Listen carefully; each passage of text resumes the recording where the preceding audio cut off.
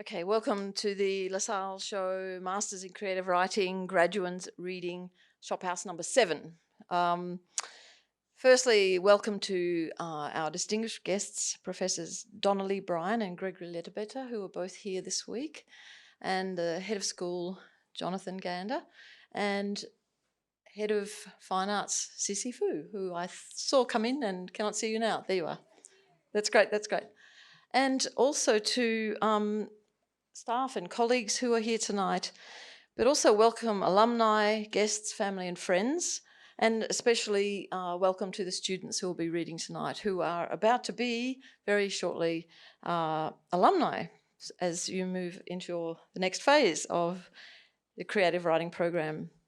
So this week we have been honoured to have as visiting as an artist or writer in residence Professor Bryan, but also Professor Ledbetter as external examiner for the program. So it's a kind of unique week to have these people here with us to appreciate and enjoy our students' work. So what I'm going to do tonight is unusual, and partly because of the state of the world, but I'm not going to talk about the state of the world. But the intro is going to be a small departure as I tell you about the week that I have had, which has been a week that is entangled with others, with many others, many people, and some of those people are in the audience and some have been passing through. So at the same time as this incredible gathering of people around creative writing has happened, we've had friends passing through Singapore and reminding us of who we are. So it's been really interesting. But I want to start with last Saturday evening because the inspiring week started with the performance at Red Dot Green Dot, which is the annual fundraiser by the Island Funds and the college. And in that we saw a work performed by Sean Tobin, one of our students here tonight who will be reading. And Sean read and performed Jean Tay's work, and Jean is also here and will be reading. And the performance and the work honoured the centenary of Brother Joseph McNally and celebrating the late LaSalle College founder's 100th birthday anniversary. So this is a different kind of year, really. But what is interesting is the way Jean's work travelled through Brother Joe's life using his sculptures, which I found very interesting, using the artworks rather than some biography, but using the artworks to tell that story. But also there were a couple of things happened in the whole night, and one of them was the number of pieces that were talking about the bogs of Ireland and thinking about the bog, the meaning of the bog. And I think we all arise from the bog. And I think that's a reasonable thing to say, starting with being amoeba, and we're probably all going back to the bog. But Frankie Meehan read, or performed actually, and if you've ever seen Frankie Meehan perform, it's extraordinary. He performed the poem Bogland, and I just want to read 2 stanzas from that, because I think it has a really good resonance with Singapore. And it's the first and last lines of the poem. He says, and I'd love to be able to read it in the way that I heard it when I was listening to it on YouTube today, performed by an Irish person. I should get Sean to do it. He says, "We have no prairies to slice a big sun at evening. Everywhere the eye concedes to an encroaching horizon," which I think is Singapore. "Every layer they strip seems camped on before. The bog holes might be Atlantic seepage. The wet centre is bottomless. And even though we're near the Pacific and the South China Sea, we are kind of in the same place really with thinking about seepage and bog holes, but also Singapore as this amazing place of reclamation. And what I see in the students' work is the process of reclamation of memory. So the next part of the week was Professor Bryan leading us in a life writing masterclass on Tuesday evening and reminding us that writing is a slow process that engages not just the pen or the keyboard, but memory, experience, feeling and history. And then yesterday we had a symposium, a program and the symposium that asked the question, what is the value of the humanities? And what is the value of writing? And we heard from both profs. And I can't forget Prof. Ledbetter's use of the poetic form in his presentation. But also we heard from Kamini Ramachandran, Dana Lam and Yong Shu Hung. Kamini's exercise of tying the symposium participants together with string and story was yet another reminder that stories are in memory, in place, and in action. And more importantly, stories are shared. Shu Hong read his poem Manicure and talked about care for his father and language and how language works. And note the word, he said, man in manicure. Great, I thought, wow. And Dana Lamb provided an insightful look into what it means to write in this place, Singapore. Prof. Ledbetter reminded us that there are ways to work with the edicts of such things as the Lord Chamberlain or the IMDA, and to think about code switching and the possibilities that are offered for us in code switching in this place. So to me then, this week has been thrilling, really, as I listened, observed and felt.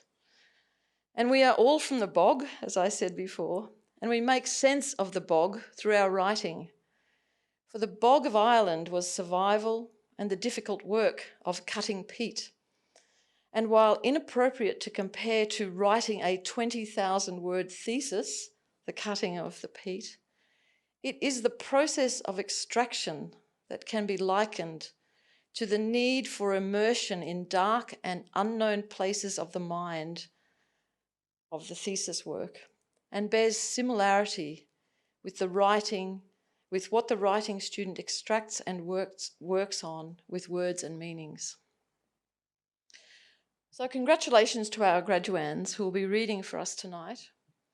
They have endured and succeeded in undertaking not just an exploration of writing and technique, but have developed the critical faculties of self-reflection and appreciation of the work of their fellows and of other writers. It's been my very great pleasure getting to know you, and I'm always sad on this day because you'll be passing away to the next part of your lives. And reading your works for assessment and hearing your voices, I really miss it. But as you know, there's always another cohort coming in. So each student comes with their own world, and that world is found in your written works. The students, soon to be alumni, will introduce themselves and read their works. It is recommended and welcome to applaud each student at the end of their individual reading. And I will return at the end of the reading to close the event. So please enjoy the evening, and thank you again for supporting the students at the end of their master's program. Thank you.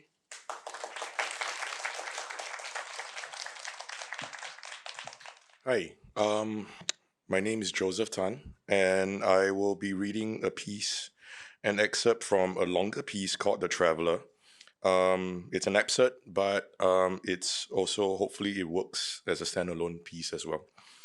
Right, so this segment is titled Science City number 26. The crying couple thrusts their rosy-cheeked baby daughter at you. $50 and you can have her. You ask them, why are you selling your child? They have sold everything else. This is all they have left. They want to escape forever, and they have found a way. They need just that little bit more money to get there. You look like you can give her a good life. She still has hope. They don't. So, $50. Just $50. You tell them you will pay their way there if they bring you with them. After World War II, the Soviet Union built Naukogards, literally science cities, to conduct bleeding-edge scientific research. They were constructed with prisoners from gulags, all of whom were executed afterwards. Indications of the city's locations were destroyed, hidden, erased. Residency was restricted to authorized personnel and their families. The Naukograd, nestled in the eastern slopes of the Urals, concentrated on nuclear military research. Uranium processing plants, a research reactor, and a munitions factory sat alongside apartment blocks, schools, and playgrounds. Decommissioned following the collapse of the Soviet Union, Science City number 26 laid abandoned until another group of scientists settled around a 100-meter underground bunker of fortified concrete and steel used to test low-yield nuclear weapons. A dry breeze rustles dust through everyone's hair as the couple explain your presence to the lead scientist.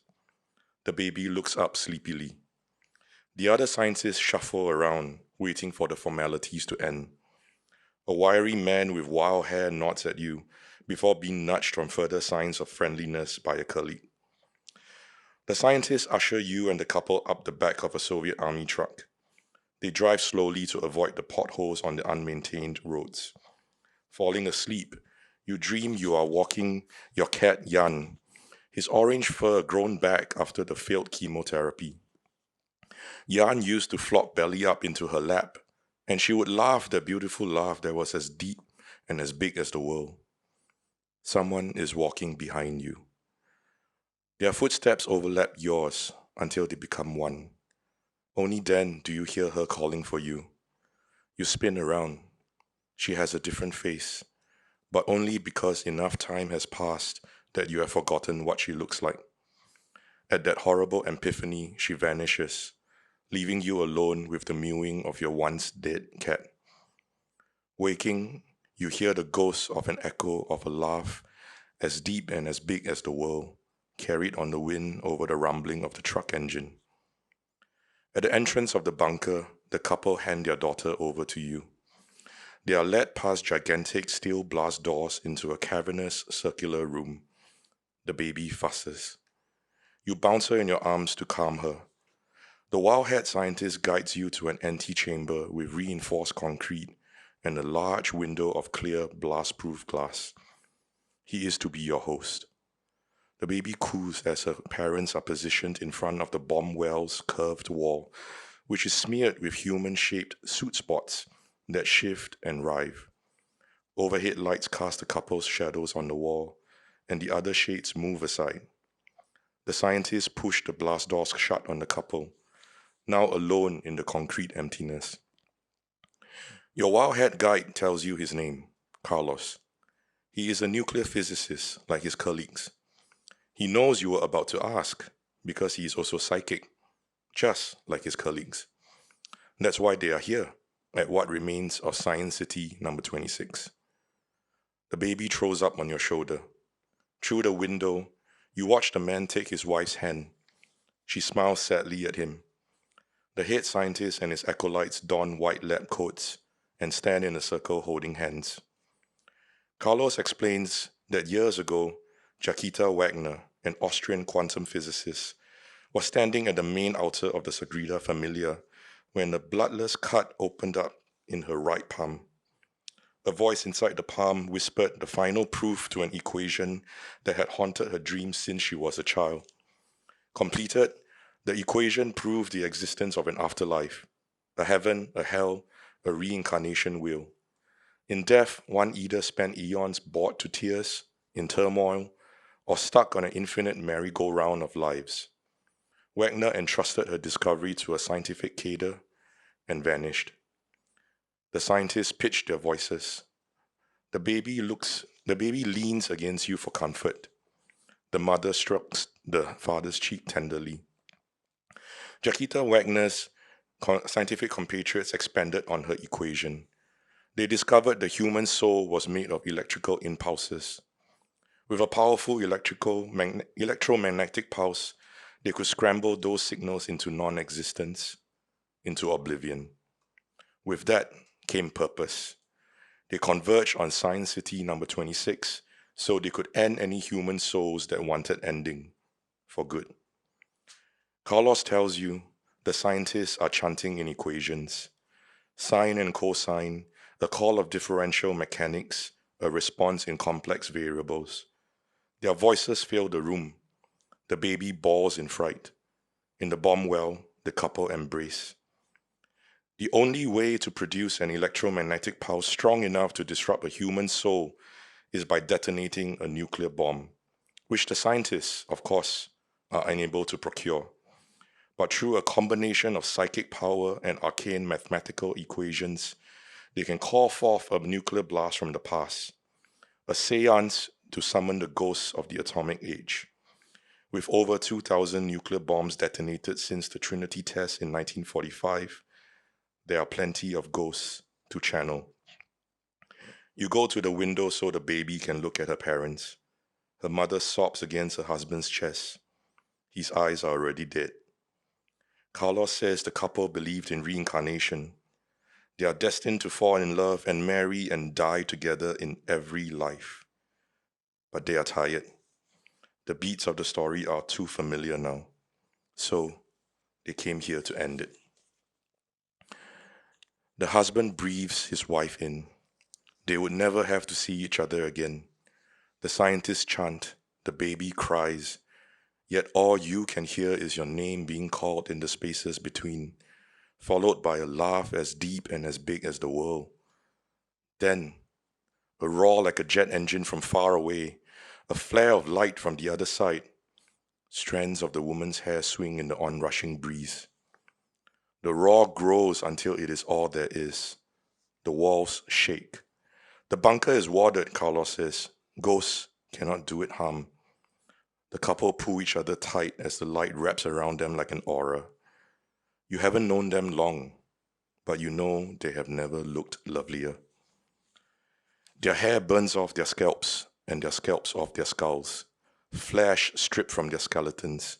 Bones fuse together where they touch in their death embrace before vaporizing into motes of ash.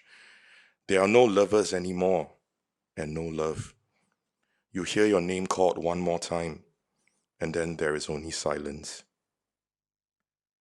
Clutching the now sleeping baby, you enter the bomb well. The shadows of the couple are now imprinted on the wall. They are still holding on to each other. Two men bring in brushes and soap and scrub out their shadows. Shadows are the last vestiges of souls, Carlos explains as he takes the baby from you. Scrubbing them away removes any final traces from the world. As they are washed away, the couple's shadows sigh. With relief or regret, you cannot tell, while the other shades back wordlessly. Billionaires, Carlos says. There's only one place these bastards are ever going to go, so they come here to try and escape their fate. We take their money, but keep them on the wall to remind them there's more than one type of hell. Billionaires, Carlos says again. Fuck 'em. The scientists will take care of the baby, raise her like their own. You ask Carlos to tell her about her parents and their love. It is important she knows that. When Carlos drops you off at the outskirts of Science City number 26, you ask why he volunteered to be your guide. He just says, I have traveled too. Reading your mind, he promises they would keep a spot in the bomb well for you and that they would scrub your shadow away. You will not need to see her again. As you bid farewell, you hear her, a ghost you will never want to exorcise. You hum a Talking Heads song in a futile attempt to drown her out and continue on your way. Thank you.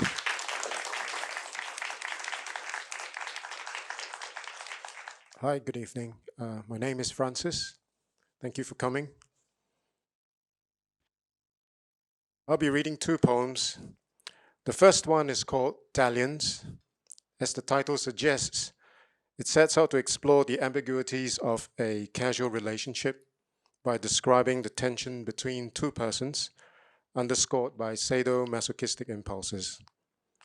This was the first poem I shared with the class in our poetry module. Given tonight's reading is arguably the last time we'll be huddling in a room, I've come a full circle by sharing it with you again. So in my beginning is my end. Dalliance.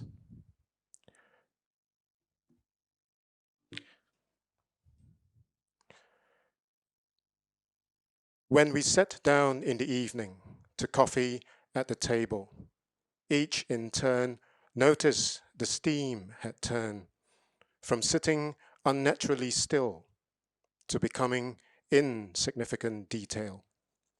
Yet no one mentioned it, neither looking up nor into each other's eyes, for fear of drinking in the thirst that held us fastened to our seats. The waiting soon became a time to hear our thoughts. A fire rising from the tip of a smokestack reminded you of cigarettes at the back of your car after sex. A fitting end to a sudden rush of blood, you said, and the heat of commingling. I closed my mouth, but could still taste the ashes. For all I saw in the distance was a beacon beating itself against the reef. Or was it a man with a headlamp straining in dark annihilating winds, a lover flailing for a final tug? How you must have savored that twisted flame, not this, not that, while I clutched my breath and held on to my coffee to catch my fall through the night.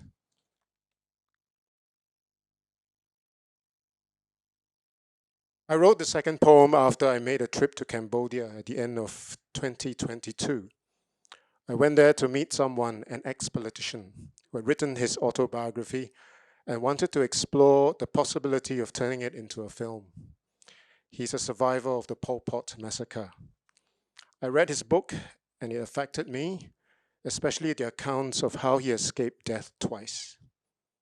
So when the assignment came in class for us to write a piece of spoken word, I thought I could reimagine aspects of his life and look at the themes of loss and survival, not through the eyes of the one who had escaped, but the one who did not. Unmarked grave. You hid in the fields, lest they pulled your skull, bleached and chiseled like a conch in the sand. Wielding their rifles, they tried to hunt you down, a nest of scorpions lifting their tails. They shove their muzzles into father's mouth and hauled mother away into the woods. When the boy between her legs blasted open a door, a scorpion blasted inside of me. Father used to draw circles to crush their sting. But this time, death decided to draw one for him. I pray someday you would pierce the scorpion's nest and come out holding a long goat head. Soon you were gone. Your outstretched arms believed you were a sparrow while I sat here with no name. Day and night, my skin stretched over a membrane of broken bones. Writers, diplomats, and scholars, anyone who spoke French or wore glasses, I pushed them into the ground. I pushed the sick and the defenseless. I pushed my neighbor's children. Once I saw my teacher drag her clitoris across the plains, and I thought of mother and what they'd done to her. Arise, sons and daughters of Angkor, they may kill you, but not your spirit. Arise, grandchildren of Angkor, beware of what you endure. You're teaching others how to treat you. So I took up the cudgels and rallied those in the trenches. Justice was my only set of tools. Achar Marai, fuck you for resetting us to year zero. Fuck you for making us an experiment. I cleaved open one of the scorpions. Out of his dorsal spat a huge lodestone. Stillborn, deformed, black like a bomb. I stomped on it, and it blew up in my face. Nobody told me demagogues kill in the name of ideology. Nobody told me history is a circle. Nobody told me because nobody was left. Years later, I still hear the moans, the stifled groans, the sound of gold being snatched from teeth, the beaten hearts, the strangled tongues, the screams of mothers and children at the crack of dawn. Each time when the monsoon whips things up from the ground, I'd expose myself, hoping you might see. I lie somewhere in the middle of a lake, now covered in marshes and weeds. That skeletal frame, its jagged arms and twisted legs mark a senseless carnage. Its caustic bark grated like the skin of a snake when they clamped it between my teeth. If tears ever flowed from the Mekong, mine would have filled every river in Phnom Penh. Thank you.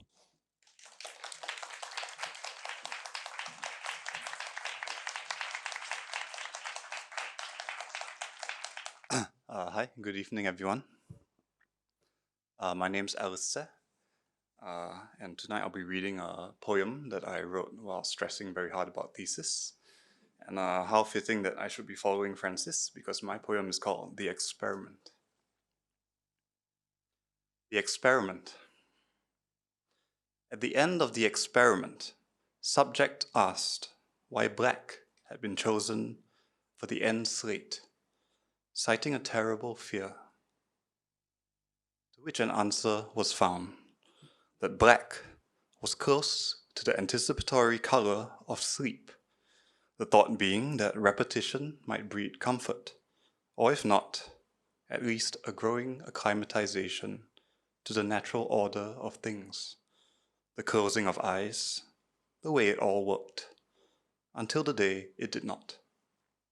Subject responded, as part of requested feedback, that it might make more sense to throw in a spray of confetti, a bright olfactory bursting, the color of gauze unwrapped from a head wound, or if complexity was not the issue, then the patchwork sheets they had grown up with, the wet snuffle of a childhood puppy, or those daintish sprigs that poked like quills in the gardens of their homeland where they had once tumbled with joy to smell at the white centers.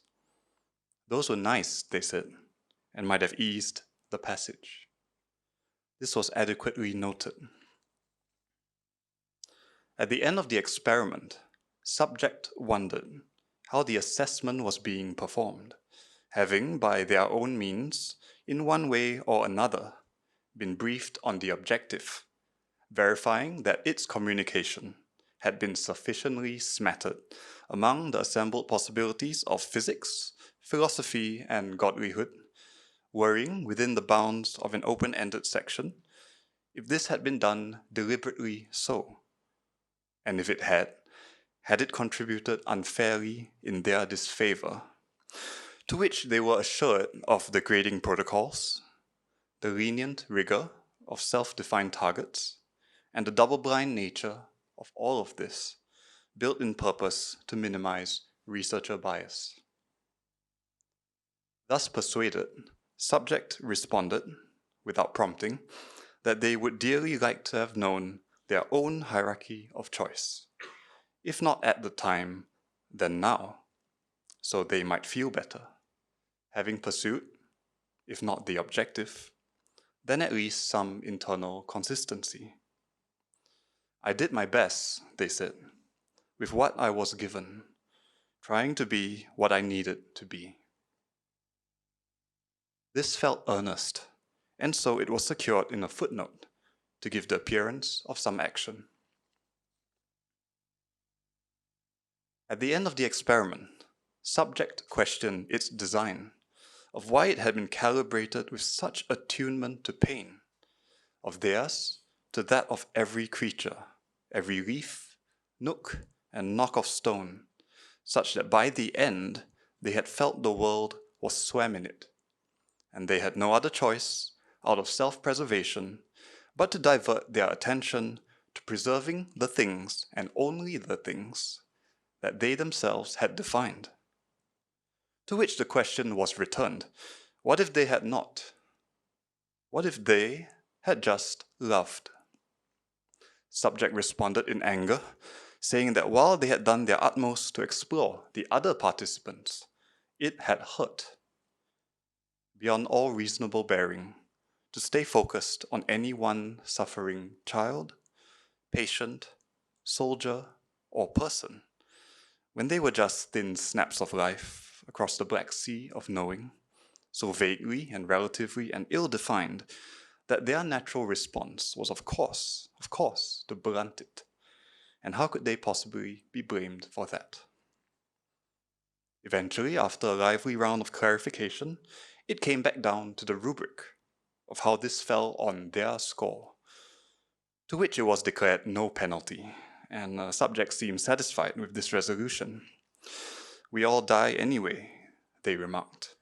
And so the original intent of the objection was KIV'd and silently noted so as not to seem disingenuous about the value of lived experience, but to weigh it instead upon the law of averages, for which this experiment had so profoundly and ethically placed on an upward trend, meaning that this complaint should be taken as a simple variance on the mean, instead of any sign of systemic issue. Everyone, including the Board of External Review, seemed happy with that. And at the end of the experiment, subject stood up, but looked for a door. Amid the expectation there would be passage to the next, to which they were given a shrug, and pointed a direction. Not that there remained directions or any sense of leaving, but here I read, it seemed required of the format. And in the moment, they were as adamant as in the moment they were free. So they were offered a chair. Thank you.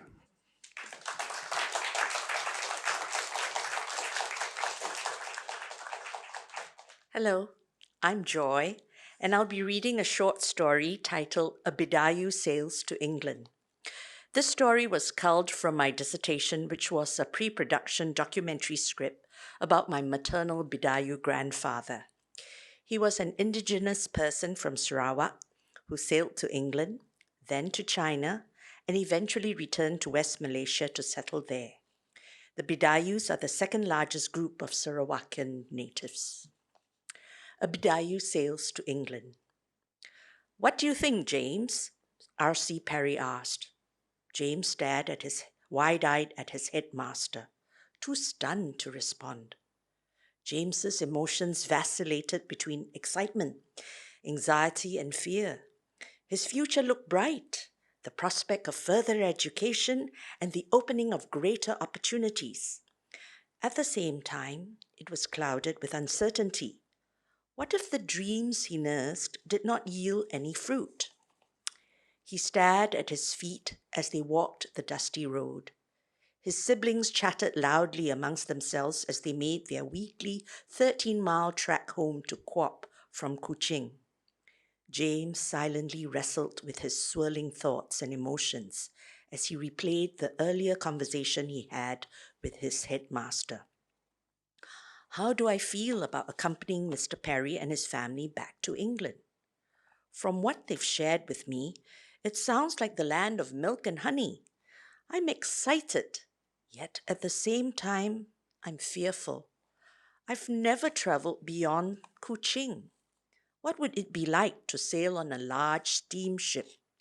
From photos I've seen, the ocean can be turbulent. When I accompany Mr. Perry in the car, I already feel nauseous, and this is on land. Oh dear, would it be really worthwhile giving up my life here in Sarawak? I don't know. Should I go? Should I stay? Round and round his thoughts swirled. James wished his parents were still alive to provide help. The usual din took place around the dining table. The young ones were busy eating as well as talking about what had happened at school. James chewed his food silently. When the sound around the dining table dipped, he raised his voice. "Mr. Perry called me into his office earlier today." Edwin stopped chewing and stared at his older brother. "You got into trouble, right? That's why you had to see the headmaster." James turned sternly towards Edwin. "I'm not like you. Heard you didn't do your homework again." The younger boy looked down at his plate sheepishly. James's eldest sister, Alice, looked thoughtful. "Mr. Perry's retiring, isn't he? Why did he want to see you?" "He offered me the chance to go to England together with him and his family." Teddy stopped eating and asked, "What was your answer?" "I told him I'll think about it." James pressed his lips together. "It's a major decision." Edith, one of the younger Scadian siblings, sobbed loudly. "Don't go, Coco. I'll miss you." Catherine, the second older sister, asked, "What have you decided?" "All through the walk home, I've been thinking about nothing else. I'm really in two minds." James hesitated. "I think it'll be good for me to go." Yet Edwin frowned. "Why?" "Well, Mr. Perry had shared a lot about how England has many fine colleges and universities. So I hope to further my studies. With better qualifications, I would be able to get a well-paying job. Then I can send money home." "That would be helpful," Teddy nodded appreciatively. But Edith, together with her younger sisters, chorused, "We don't want you to go. We don't want you to go." "Hush," Alice's voice quavered as she silenced the young ones. "It'll be hard," she paused, "but necessary." After the dishes had been cleared and the young ones chased off to bed, James stood on the veranda of their home and looked at the mountains surrounding village Quap. He closed his eyes and smelt the rain-tinged air as dark clouds gathered, signaling an impending storm. The leaves fluttered in the strong winds. He would miss this tropical heat and humidity he had grown up in. "Have you got everything?" Catherine hugged James tightly and blinked hard. She sucked her lower lip between her teeth and reminded herself not to cry. Her handkerchief never left her face as she kept dabbing her eyes. Alice's and Teddy's eyes were red, but they put up brave fronts for the younger ones as they clung to James and wailed loudly. His head was perpetually bent as he kissed and hugged each of them individually. "Don't cry. I promise to write and tell you all about my life in England. Be good and help Alice, Catherine, and Teddy. You hear?" Soon James turned towards his older siblings. Teddy furrowed his brow, grabbed his brother's shoulders, and clasped James hard to him. "You take care of yourself. I'm here to help Alice and Catherine. Don't worry. I'll make sure nothing happens to them. Pedro only has a year left before he can go and get work, so things will be fine." James returned Teddy's hug and grabbed Pedro. He turned to his older sisters. As he hugged and kissed them, he could not stop the tears running down his face. "God bless, James, right when you get the chance," Alice whispered in his ear as she hugged him tightly. Then she kissed his cheeks and he hers. "Your bags are already in the boot," Mr. Perry shook the hands of James's older siblings. "Don't worry about him. Both Mrs. Perry and I will take very good care of him, and my boys will keep him busy with their antics." The Scadian siblings put on brave fronts as James got into the car. Mr. Perry slowly drove out of Quap as the villagers, including the Katoa or village chief, nodded and waved as the car passed. James waved to the people he knew since childhood. His eyes were red as they left the village and sped up the road towards Kuching. The ship's deep horn sounded. "Have you got all your documents with you?" James nods in response to Mr. Perry's question. The Perry boys grabbed his hands to urge him up the gangway. Mr. Perry turned towards Mrs. Perry and offered his arm. "Shall we?" Smiling, she took his arm as they followed their sons and James up the gangway. James opened his eyes and watched the ceiling swirling round and round and round. He closed them again and heaved. All he tasted was bile, as there was nothing left in his stomach to empty. He sensed two faces hovering near him. "Jimmy, you look awfully ill," two voices chorused in unison. He groaned. A few days later, James found that the spinning room had stopped, and he was able to stand up without wobbling or falling back onto his bunk. He washed and shaved. Together with the Perry boys, they made their way to the dining room. This time, He did not feel nauseous at the sight nor smell of food. Instead, his empty stomach growled, and he found himself looking forward to the meal that would be served. James! He turned to see Mr. and Mrs. Perry making their way to the table where he was seated with their sons. I see you found your sea legs at last. Yes, James grinned. It's good to be able to eat and drink comfortably. This ship's journey has now become more pleasant. Over the next few weeks, James, together with the Perry children, walked the decks, climbed up and down stairs, clung onto the railings, sat on deck chairs dotted round the ship, and felt their hair blow wildly into their faces as they gazed into the distance. Dad, we see land, the Perry children called excitedly to their parents. James, leaning on the ship's railings, spotted hazy buildings in the distance. His heart beat rapidly. This would be the start of his new life in a new land. Thank you.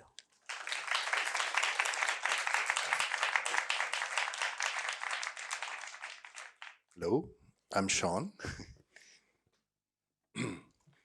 So my thesis was a play. I wrote a play, an expressionistic dream play exploring the clashes of queer identity and fundamentalist faith. Very light stuff. So I'm not going to read from that because it was really hard to find a portion that was easy to read in this context for one reader. But I am going to read a poem and an excerpt from a short story that were very key for my journey towards that play in terms of becoming comfortable with my story, with how to handle the sensitivity of talking about faith in a way that would be respectful to my own experience and also to the faith. So first I'm going to read a poem called God Buried in My Backyard. I planted some seeds on top of the holy mound out the back. Weeds keep growing. Sometimes I wrench out the weeds, casting them away. I close my eyes in a kind of half kneel, my fingers scrambling together to dust the soil off, and I hum a bit of something. I try not to fuss over the mound. I've told no one about this. I don't want to be religious about it. But it's only right that I just cast an eye on it, sometimes. There's been a few times I have woken in the night to a kind of whimper. I can't tell if it's a dream-reality confusion, maybe the brush of a branch on my roof or a car in the distance. One night it wouldn't stop, the whimper. I couldn't ignore it. I moved through the dark of the house out to the backyard. Moon and a little cloud above me, a star or two, half expecting to see him, white woolly hair, fiery eyes, scarred hands reaching out, having climbed out of the hole in the ground. The garden was still, the whimper ringing. I approached the mound. I knelt. I placed my hand on the soil. It moved under my palm, like the hidden tumble and kick of a baby in a belly, like the breath of a dog sleeping. I lay my body over it, ear against the dirt, breathing with its movement, humming along with the whimper. You can hear me. You can feel me, and nobody knows but you and I. I'm going to now read an extract from a short story. There are three characters in the story. There is Tim. It's told from the perspective of Tim, who is a gay man, meeting up with a former church friend, a man called Joa, while they are both traveling in Bangkok. There is a third character called Gloria. I'll give you no more context apart from that, and then I trust you will figure it out. The story is called Brother, in case I didn't say that. We're in his fashionable hotel lobby bar, just 3 blocks away, and it's all smartly polished wood and steel, deep, elegant beats caressing imported black floor tile, and the tasteful burble of cultured conversations and tinkle of elegant drinking. I remember the first time we roomed together in a comfortable Bangkok hotel on a youth ministry trip 10 years ago. Wholesome daytime adventures and visits to the poor and needy.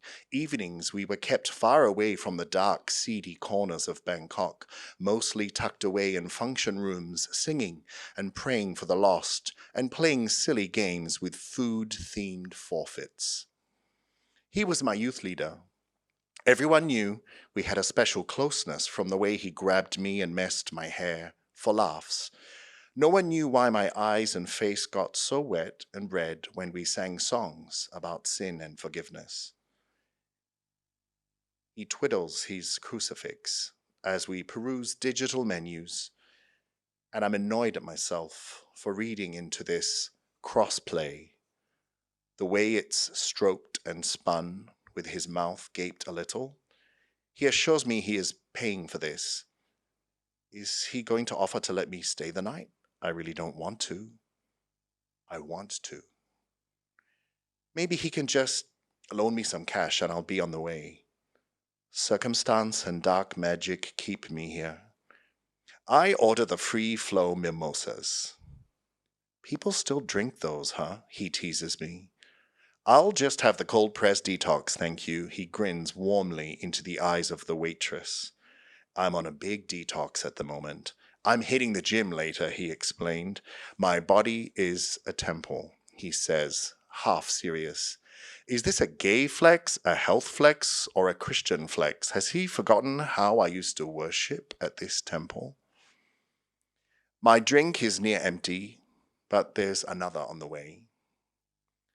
Was that the third? I can't remember. Let's keep them coming.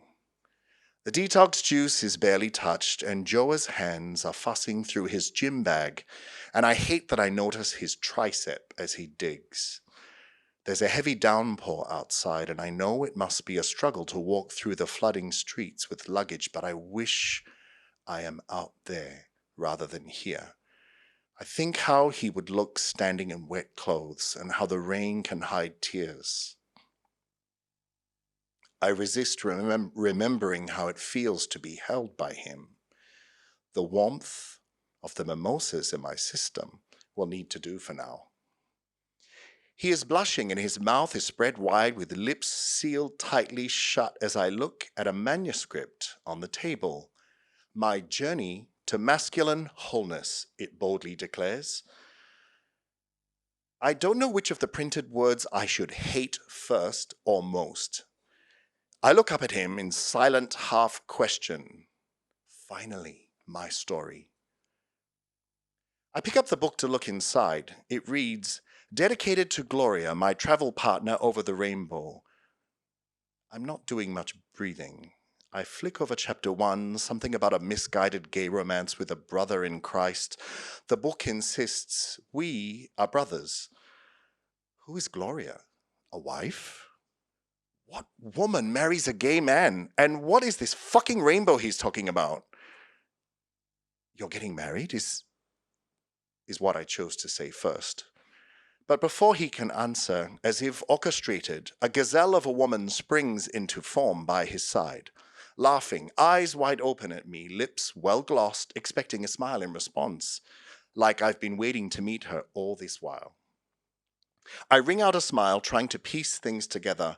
I'm Gloria, the fiancée, she announces, extending her arm as if asking for a dance or a kiss on her hand. Isn't she beautiful? Asks Joa. Tim, I'm so blessed to meet you. He has said so much about you. You look just how I imagined you to look. She's been imagining me? I peter out a small laugh as my eyes dart back and forth between them. I resist imagining noble Christian sex. I want to stand drenched in the rain. She sits and tells the waitress she will have what I'm having. Joa tells Gloria she is naughty, reminding her it's free flow and he is hitting the gym soon. She assures him she is happy to drink with me, or if I have to go, to stay and quietly enjoy proofreading his book one more time. Brother, where are you on your journey with God now? Suddenly, I'm in a twisted kind of job interview for the soul, and I ask myself why he asks this now. I feel my pipes might burst with champagne. The two of them smile at me in holy union. A burp escapes me. Then, you'll need to ask God that. I laugh, covering my mouth to stop more stuff flying out of it. The lovers force out a laugh and both look to me for further information, hoping I'll ease their discomfort. But I am no Christ. Last I checked, I'm still pretty fucking gay. I smile. They both blink at me. I wave for another drink. But do you act on your impulses? Are you still walking with God? He persists, reminding me he was once my youth pastor. Are you still gay? There, I said it. They're both still, but instead of filling silence, I down my next drink as it arrives, holding up a finger to secure another. Joa has been redeemed from that lifestyle, Tim. The main reason we really wanted to see you in person, since we're both in Bangkok at the same time, is, he finished her sentence, we wanted to ask you if you'd be my best man.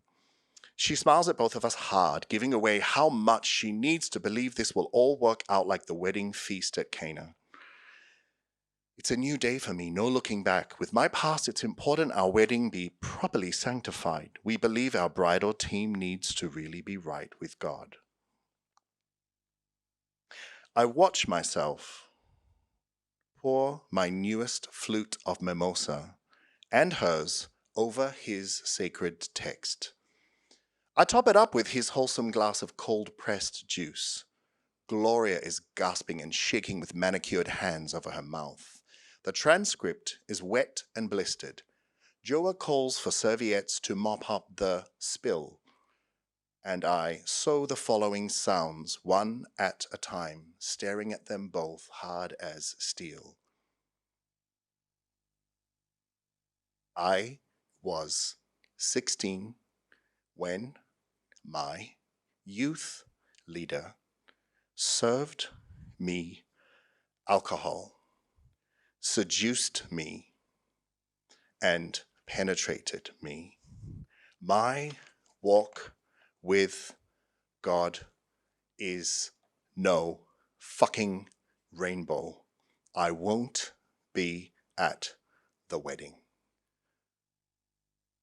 I grab my bag, I walk out into the rain, no turning back. And whosoever shall not receive you, shake off the dust from your feet. Matthew. Thank you.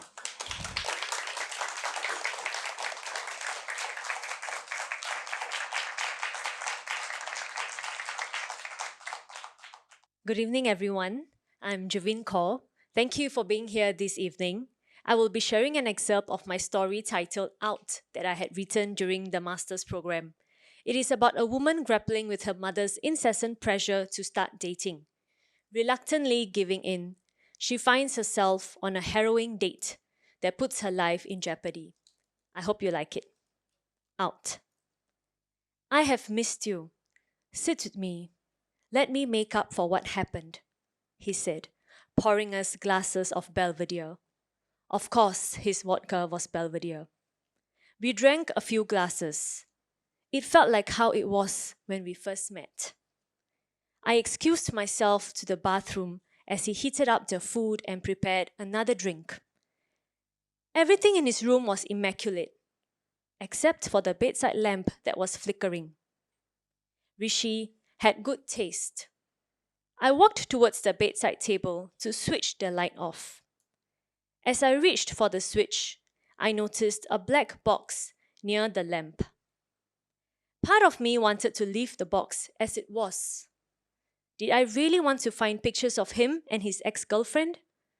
Why would I torment myself? I would get nothing out of it and ruin this moment. Yet, something felt strangely amiss. It was a nagging feeling that gnawed at my heart. Since I was already standing next to the box, I might as well open it. Within was a video camera recorder. I pressed the play button. Visuals of Tanya, sprawled unconscious, appeared. I forwarded the recording and saw Rishi half naked on top of her. I swallowed hard. How could Rishi make such videos? Then a new video played. The woman's big hair silhouette looked strikingly familiar. I pressed the stop button. Tanya was right. Nausea choked me, and my gut felt cut open. How could he do this to me? What would happen to me now? What would he do next? I need to get out of here now. You've been here a while, haven't you? Said a voice at the room entrance. I turned and saw Rishi standing by the doorway. His gaze penetrated me so deeply I could not move. Look at you, he said, eyes fixed on the camera in my hands. He stepped towards me. He did not try to take the camera away. Instead, he stood opposite me and traced my jawline with his fingers. His filthy hands. I gripped the strap of the video camera. Fighting back my tears, I yelled, Tanya was right. I'm going to make sure you pay for it. And how will you do that? He asked, pinning me against the wall with his body. I wanted to run away, but my legs felt cold. How naive to fight this monster. I'm too tiny, helpless. This is the end.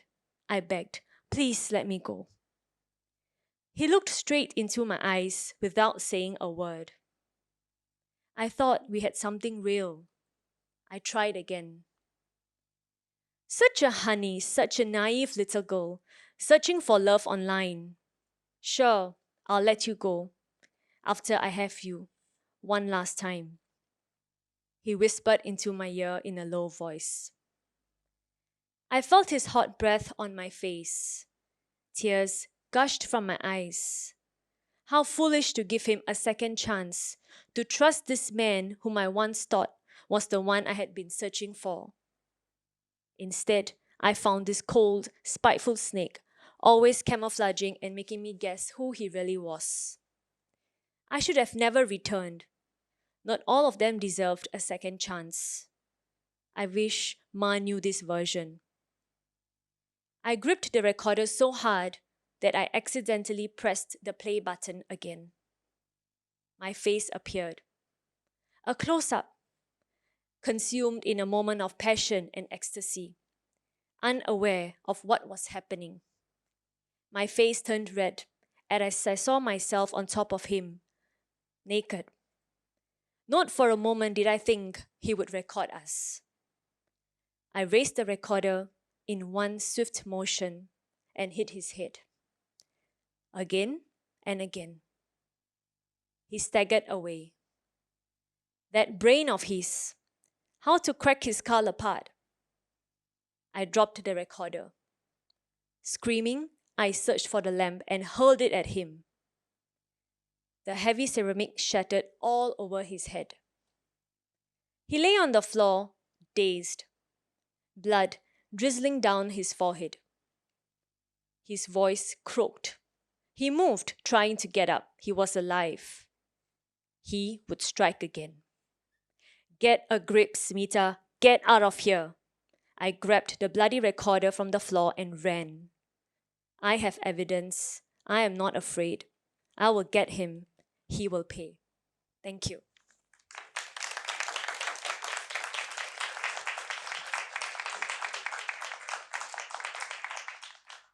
Hi everyone, I'm Vanessa, and I will be reading an excerpt of my short story, Objects in the Dream Are Closer Than They Appear. 8 men had applied for the role, including Kai. It was almost midnight, and they were in the industrial east of the city for a job interview. Kai figured they had all seen the same posting online. Hiring, executive, good pay, no experience needed, all welcome to apply. Come, be part of our dream team. Kai hadn't expected it to be a group interview. He guessed none of the candidates did either. The interview panel was a party of two, just a man and a woman who sat shoulder to shoulder on one side of the conference table, smiling at the candidates walking in. The panel had their nameplates set up on the table. They were a manager with silver hair and a human resources with a yellow-toothed smile. The manager and human resources looked uncannily alike, with noses so large they colonized a third of their faces. They were siblings, maybe, or twins, or a husband and wife who had been together long enough that their faces had taken on each other's features. The 8 candidates sat along the other side of the conference table, still sweating and panting from their hike 12 floors up. The building's lifts were under maintenance, so the men had climbed the stairs up to the interview room, with its flickering lights and air conditioners heaving more hot than cool air. Kai thought the entire building might as well be under maintenance. He patted his temples with a handkerchief. The manager said, "Tell us about yourself, starting with this gentleman over here." The first candidate cleared his throat. "I have 15 years of project management under my belt and was most recently a UI/UX designer." Another candidate was 80 years old. "I've done it all," said the old man. "Was in the army, toiled at the shipyard, played at jazz bars. Now I'm seeking my next career challenge. My dream job is one where I never stop learning." A pink-haired boy, fresh out of university, said, "I'm a writer. My biggest weakness is that I'm too much of a team player." It was Kai's turn. He said, "There is, within me, a deep, incurable melancholy. I think human beings are fundamentally unknowable, for we are unknowable to ourselves and each other. I've been eating instant ramen every day for a year. I only masturbate to Latina women. I was fired from my last workplace for sleeping on the job." Later, the company called at 4 a.m. in the morning. Kai was in his kitchen cooking instant noodles on the stove when his phone rang. Human Resources was on the other end of the line. She had been quiet throughout the job interview, only sitting so close to the manager as if her body were glued to his, nodding along and smiling with her yellow teeth as the candidates talked. Now she spoke over the phone. Her voice was coarse, like the manager's. She gave Kai 10 minutes to confirm if he wanted the job. In the meantime, he was free to ask any questions he had, anything except what the job entailed. "It's a 1-month contract," she said. "You'll live in the office for the entire duration." "How's the pay?" "Whatever you made in a year at your previous job, you can make that in a month with us." "Is this a scam?" "No." "Tell me about the work-life balance." "Balance is a state of mind." "What about career progression?" "There isn't any." "I will take it." She put Kai on hold. Red soup bubbled in the pot. Yellow noodles swam around in the broth, growing thicker by the second, puffing up into fat, waxy tubes. He thought to turn off the stove. Human Resources came back on the line. "Report to the same building at 10 tonight. There's no need to pack anything. We've got your clothes and food covered. You should know, though, that we confiscate all employees' phones before they step into the office. Let's just say the device interferes with productivity." She hung up before Kai did. He imagined her, after their call, standing in front of a bathroom mirror, winding a string of floss through the short, jagged rocks of cheddar she had for teeth. All right, that's it. Thank you so much for listening, for coming tonight.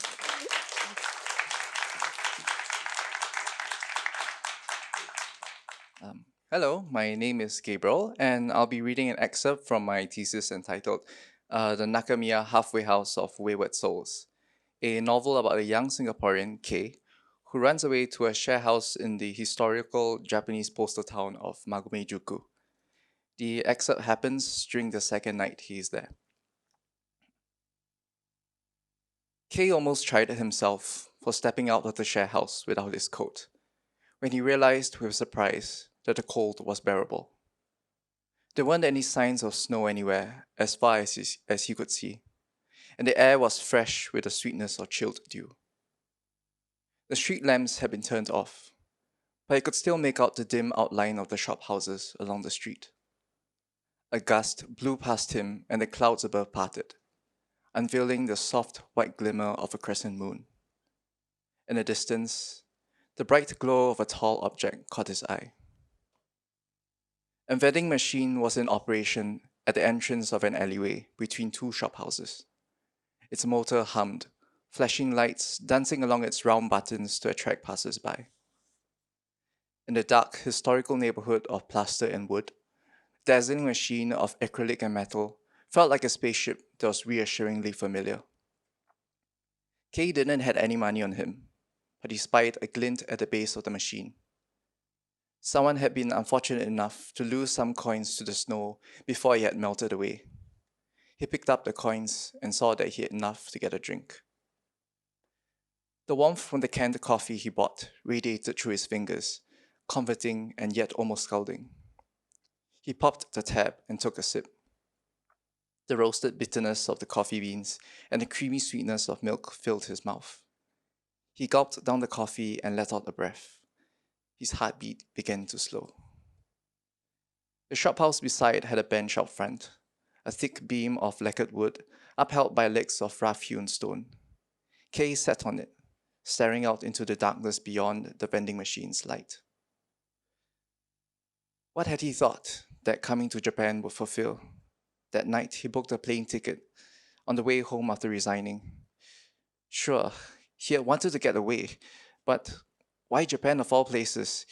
He still could not understand. Was it because it had been his dream to come here? The reason why he had studied Japanese years ago? But hadn't he thrown that dream away because it was too frivolous? He had a bigger dream. He wanted a 5-figure salary, a successful career, an early retirement, a comfortable life. But he had none of that now.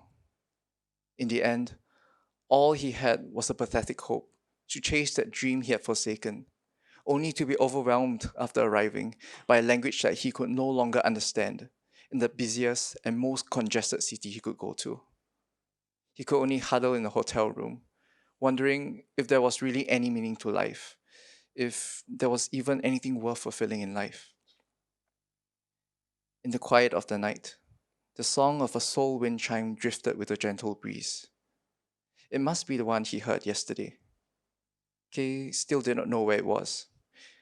The ringing was continuous, each light, crisp note raptureful in timbre before petering away, its brilliant reverberations clinging to the air as the next chime took its place. Kay closed his eyes. Each chime, like the ringing of a temple bell, washed over him like the warmth of his coffee.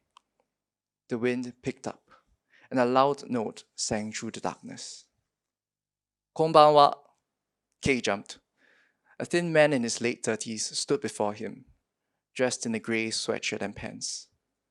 Peeking out from the brim of a blue fishing hat were white art-turned eyes, a perpetual smile bordered by black stubble, and smooth tanned skin on a narrow face. The man held out his hands with a sheepish look. Ah, gomen. Odoroi sareta ne. He chuckled.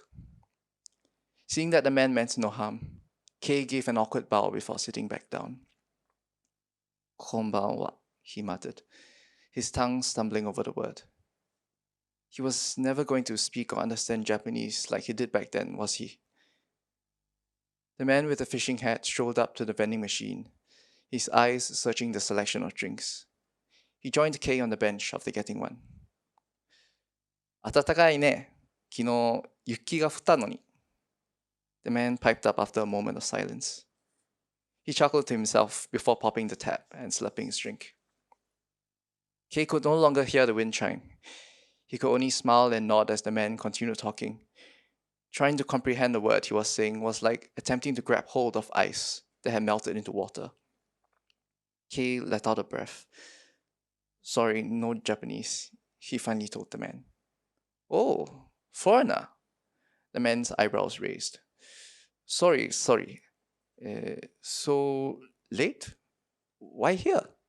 Fumbled the man as he searched for the right words. Kay's cheeks felt hot. Even this man could speak some English at least. I cannot sleep, Kay said, gesturing out his meaning, feeling awkward as he did so. The man nodded in comprehension. Me too, he replied. My bang always drink corn. Good sleep. Corn? The man nodded, holding out his can for Kay to see. Against the backdrop of creamy yellow were the fancy cursive words, corn pottage. Very nice, the man beamed. One try? He offered his drink to Kay. Kay quickly shook his head. The man laughed, and then took another sip from his can. So, Magome, nice place? Kay nodded. Very traditional and peaceful. Good place. City far away, the man agreed. The man leaned back against the wall of the shophouse, gazing into the night with his drink by his side. The sleek white text on his sweatshirt read, Okuma, inspired fishing. His modern attire starkly contrasted the muted basic fashion the locals here preferred. Are you a visitor here too? Kay asked. Oh, no. I come from Tokyo, but now stay here, said the man. More peace, more fish. Kay smiled. You love fishing a lot? The man turned to Kay, sitting up with a serious expression. Fishing is life, he said, as if reciting a pledge. This man had a life's passion. Kay tried to think if he had anything similar, but all that came to him was a gaping emptiness. The man downed the rest of his drink, exhaling a satisfied ah when he was done. He smacked his lips and stifled a yawn. What are you then, if you have no fishing? Kay found himself asking the man. The man did not hesitate, nor did he look back at Kay as he answered. He spread his hands out towards the night, as if to embrace the world, limitless as it was in the dark. I am alive. Thank you.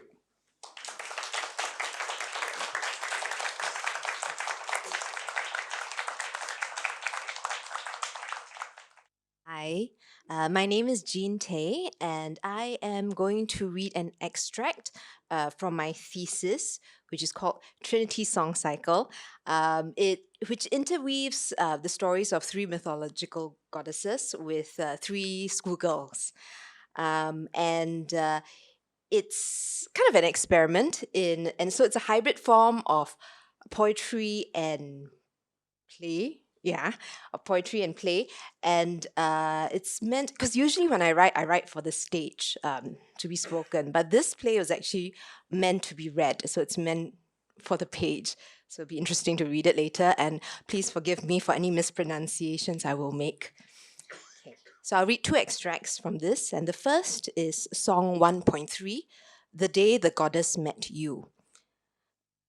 Stage direction. The girls transform into the goddesses they encounter, Nya, Roro Kidul, Chang'e, and Draupadi. You ask for our story, child.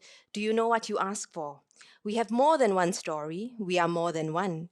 We used to be women once, and we remember being mortal, human, finite, bruised skin and open wounds, bleeding and incomplete. Our beauty was our curse, our purity, our snare, our youth, our undoing. Skin as dark as coal, as pale as milk, as smooth as glaze. Eyes as sharp as lotuses, as clear as crystal, as deep as wells. Voices as rich as honey, as pure as light, as bright as snow. I shed my skin, my face, my story, depending on the century, depending on my mood, depending on your understanding. The journey to goddess begins in the body of a fragile woman, so frail, so light she can be blown away by a gust of wind, so imperfect, so cursed you would not give her a second look. No one to champion her cause, even if she has a husband, or 5. They would stake her modesty in a game of dice. Even as a paragon of virtue, she is still despised. They would risk her safety for their eternal life, cast her out into the wilderness to suit their selfish kingdom purposes. It is not beauty we have in common. It is weakness, suffering, betrayal by those we trusted, those we loved, those who should have known better. And it left us wandering in the wilderness, unraveling in disgrace, fleeing to the skies. The story you hear depends on what you want to hear, what you need to understand, what you need to learn. The second extract is the story of the snake. This is Aisha. They called me Snake Girl because of my snake skin, the patches of grey scales that cover my body. It started when I was young. The doctors didn't know what to do with me. They thought it was eczema, but none of the medicines, the creams, seemed to work. Nothing stopped the spreading of my snake skin across my body. There's so much, it looks like a mat. And when I take out my skirt for PE, they stop and stare, they laugh, or they wince because they've never seen a skin like mine before. I wish I was a snake, because at least the snake skin can come off altogether, will fall off in one piece, and underneath is smooth new skin. And then I will be pure again, I will be beautiful. I wish I was a snake, because it means I got sharp fangs and I got venom. And I can bare my fangs at them and they will be terrified of me. Nobody will laugh at me, nobody will point at me. It would be so much better if they are just scared of me. Sometimes I come home crying, but then my nenek will call me to her and tell me the story of Nya Roro Kidul, how she used to be a beautiful princess, Dewi Kedita, but she was cursed with a terrible disfiguring disease. But there is hope, because after months of wandering on her own, she comes to the sea, a sea that is as clear as glass. She wants to end her torture, so she jumps into the water. But instead of drowning, the sea cleanses her, washes away her snake skin, so that she is beautiful again. And she becomes the powerful queen of the southern seas, Nya Roro Kidul, who is feared by all men. But then my father said cannot. Stop telling her these silly stories. He tells her we cannot talk anymore about Nya Roro Kidul. Quick, put on your hijab, I bring you go mosque. But we talk. We still talk. When my family go to East Coast, everybody else will be cycling, but I will sit with Nenek on the seawall and we will look at the waves together. She will tell me about all the different kinds of waves there are. And sometimes when I complain about Bapak scolding me or fighting with Abang or Kak, she will tell me, Air dicincang takkan putus, which means water, when chopped, will not break. Family may argue, but the ties of blood cannot be broken. I look at the sea, its sprawling skirts of green, and imagine this is my family, and this is the unbreakable, unchoppable blood that connects us. Sometimes I'm talking very loudly, and she falls silent. And I ask her, what's wrong, Nenek? And she tells me, she's here. Do you feel her? And I do. I can feel her moist breath on my neck, turning it sweaty. I can feel her warm fingers on my feet, massaging my soles. I can feel the sharp scrape of her fingernails piercing my wounds again. The pain is so sharp, I gasp, but I don't cry out, because I know this is part of the blessing. This is part of the curse. Thank you.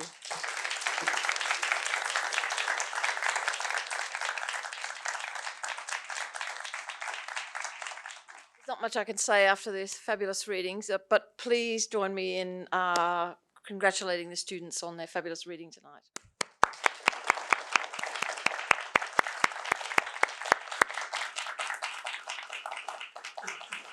I do have one thing to say, of course. I just want to remind us, today I was reading Raymond Williams's Resources of Hope, because I think it's really important to remind ourselves about hope at the moment.